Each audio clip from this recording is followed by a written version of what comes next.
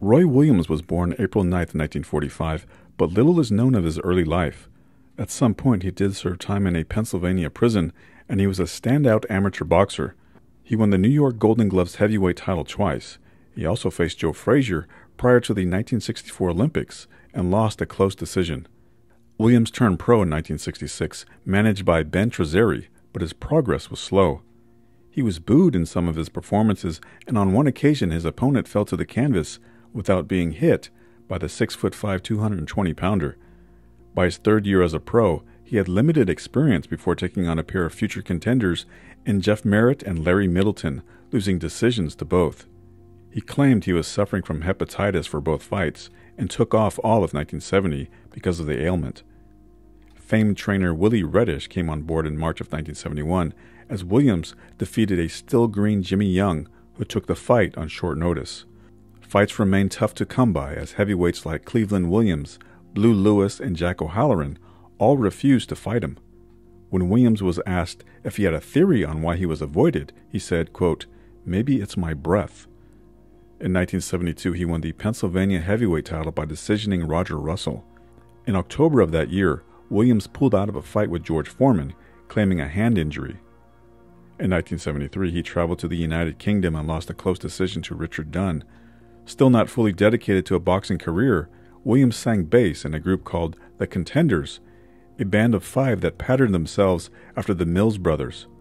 He also worked as a youth counselor and later admitted he wasn't that interested in boxing.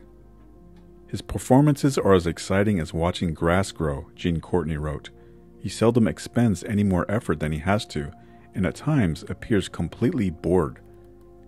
In 1974, he saw big money to be made as a boxer, but became bitter at being denied a shot at the big bucks. He was brought in as a sparring partner for Muhammad Ali before Ali's fight with George Foreman. Williams was scheduled to fight on the undercard, a $5,000 payday to be tacked on as a bonus for the paid sparring. Williams's fight was later canceled and he became angry. Upon Ali's return to his Deer Lake camp in Pennsylvania, he was immediately confronted by Williams's profane insults, demanding that Ali, quote, "pay up."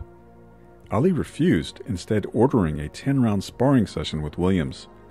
But the session was hard, not a play spar, as the two went at it for 10 rounds.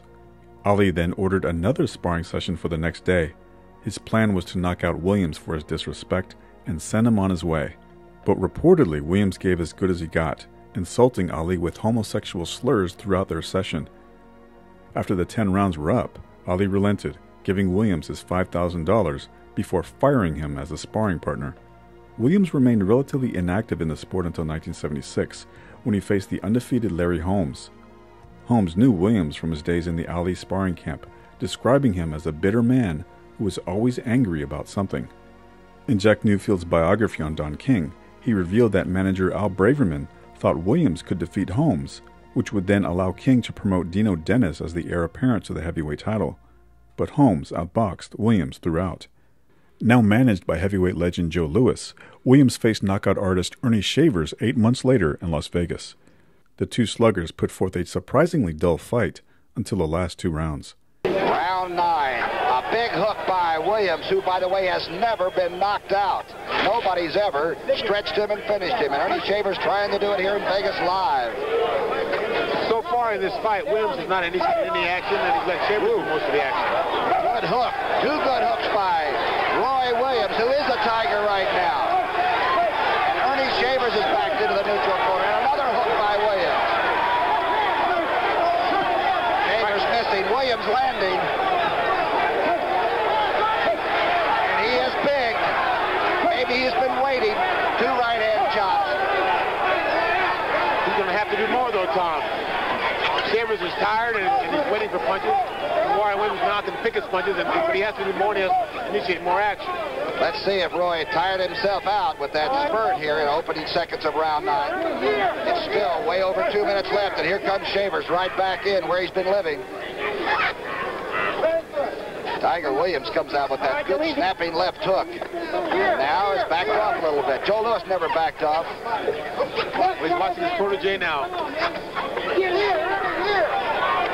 I think Joe Louis has made a bad blunder.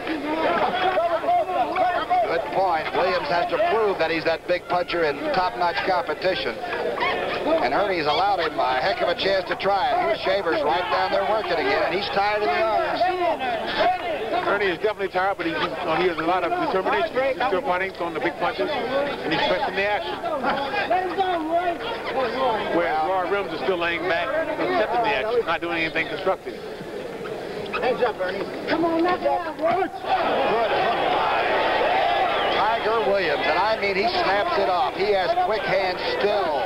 To the body, a right hand over the top of it by Williams. Davis is hurt. Another right hand, two right hands by Tiger Williams. Joe Louis must have talked to his fighter. Shavers is hurt, and Roy Williams will not take advantage of it. Right hand lead by Williams. Another one. 6'5", 230 pounds, and Tiger Williams is now in control of this fight in the ninth round. Shavers is sleeping.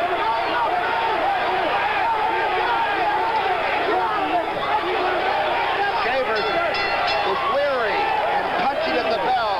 Either do or die this round. All right, here it is, round 10. They'll touch up and go at it. Williams very aggressive. A right hand by Williams, and Shavers is back into the corner. Right above his mouthpiece. Tiger Williams is really after this now. The finish is almost here. Ernie Shavers is in trouble, trying to hold on. Oh, Tiger Williams. Basilico now can't stop it. He's watching it. 6'5", Tiger Williams from Philadelphia. Standing knockdown right above us now. Basilico is counting out, making sure that Ernie Shavers can continue. Ernie should now try to stay close and last this round. If he can last this round, he has a good chance. Tiger Williams throwing big punches now, suddenly activated. Now he gets Good run hand by Shavers. each fighter holding on now. And Williams thought he had it made. He's staggering. Shavers looking for the big one, misses the fighter. Men are tired. Tiger Williams just hit Ernie Shavers from behind. Basilica's trying to keep some order around here as the seconds are running down the aprons of the ring. This is live from Vegas. Both these men are really tired, Tom. Will either fighter finish? That's what we're wondering. Now Ernie Shavers is trying to get back control. Ernie's showing a lot of determination. A lot of determination. Oh, he was almost down a standing 8 count, and now he's back. And Roy Williams is holding on.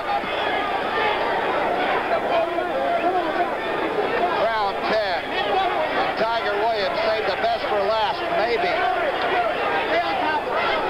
Uppercut by Shaver, just made it. You can't call timeout in boxing. It's all out there. A left and a right by Shaver. And the crowd loves it. Shavers is now winning the round. Oh, a left and a right by Shaver. Got a good left. Ernie Shavers has come back from nowhere.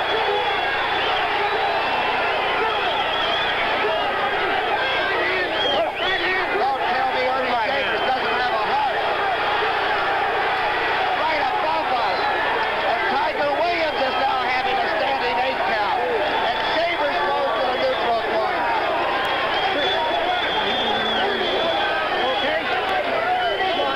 What a finish, back and forth. And Williams is down. Ernie Shavers has won this fight in the 10th and final round.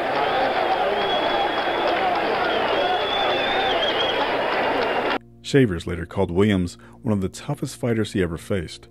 Williams fought limited opposition over the next 2 years and remained pigeonholed as a sparring partner, working with Leon Spinks and reportedly flooring him during one session. His career ended abruptly in 1979, with some reports indicating that Williams was imprisoned after beating a man to death with a brick. In 2009, he performed a song at the second annual Briscoe Awards in Philadelphia and reportedly produced music under the name of Sadiq. Other than that, his post-boxing life remained shrouded in mystery.